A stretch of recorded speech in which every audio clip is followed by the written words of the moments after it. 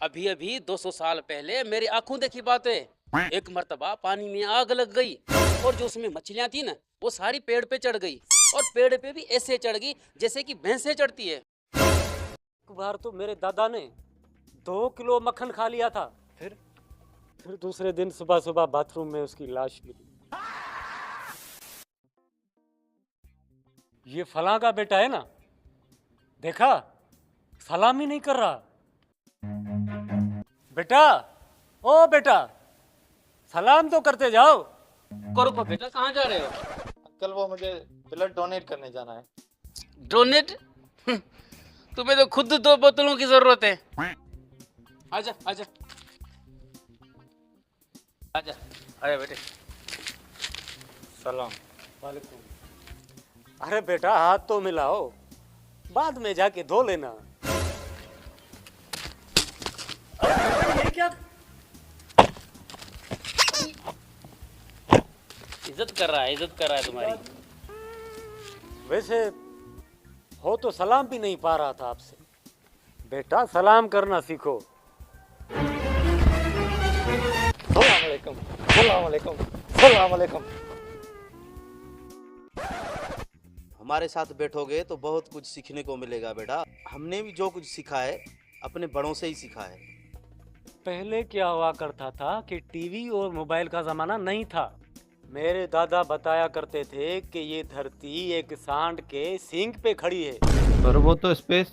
बेटा स्पेस सिर्फ कीबोर्ड में होता है, और जब एक सींग थक जाता है तो धरती को वो दूसरे सींग पे उठा लेता है। और ये जो जिलजिले हैं ना, ये भी उसी टाइम पे आते हैं। और ये नासा वालों को अब जाके पता चला है, हबीबुल्लाह टेलीस्कोप से। तब लोग ताकतवर हुआ करते थे। एक बार मेरे दादा के ऊपर पेड़ गिर गया। वो 2 दिन पेड़ के नीचे रहा और कुछ लोगों ने उन्हें देखा। वो गए और पेड़ को थोड़ा सा ऊपर किया, वो खुद ब खुद निकल गए। तो वो पेड़ के नीचे दब नहीं गया? दब गए? वो तो कब्र से भी नहीं दबा जा रहा। 2 मर्तबा तो कब्र से भी बाहर निकल आया है। तब लोगों में जुनून हुआ करता था। गांधी को देख लो, गांधी कपड़े कम पहनते थे, इसीलिए उसे लोग नंगा कह के चिढ़ाते थे। तो गांधी जी ने भी कहा, मुझे नंगा कह के चिढ़ाने वालों, एक दिन मेरे फोटो के लिए खुद नंगे हो जाओगे। तो देखो आजकल पैसों के लिए लोग कुछ भी कर रहे हैं। तब जो खाना होता था कमाल का होता था।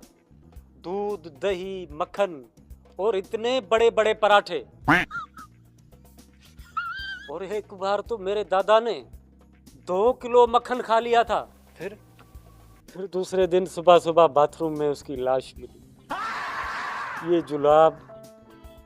जुलाब उसको ले डूबे। और जिद भी बहुत करते थे। एक मर्तबा मेरे दादा के भाई ने 2 शादियां कर ली और गुस्से में आके मेरे दादा ने 8 शादी कर ली।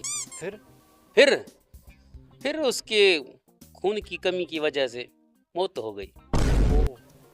पर कभी कभी सब्र भी बहुत करते थे। एक बार तो मेरे भाई का नाना